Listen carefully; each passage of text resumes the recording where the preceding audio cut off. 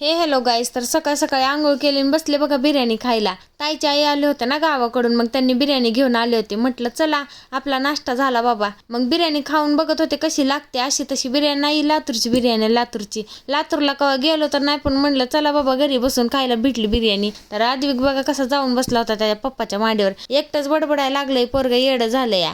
तर ताई बघा कसे द्राक्ष खात बसले होत्या आणि आईचं चाललं होतं गळ्यातलं गाठायचं. आई मलाच म्हणत होत्या गाठ म्हणून, पण म्हणलं मला लय कटाळा यायला लागलाय बाबा, तुम्हीच गाठा. आई म्हणल्या मला चष्मा लागलाय ग, दिसना गेले. म्हणलं गाठा तसंच चष्मा लावून. देवांशी बघा इथं कशी बसली होती द्राक्ष खात. 2-2, 3-3 कोंबत होते लेकरं तोंडात द्राक्ष. जस काय यांचे द्राक्ष कोण पळवूनच नेणार आहे. तर इथे बघा कसं गुन्हा करायलाय आद्विक. असे गुन्हा करते मग पडतंय आजारी. स्वतः बी जीभ दाखवते, मला बी म्हणते वाकडं दाखव.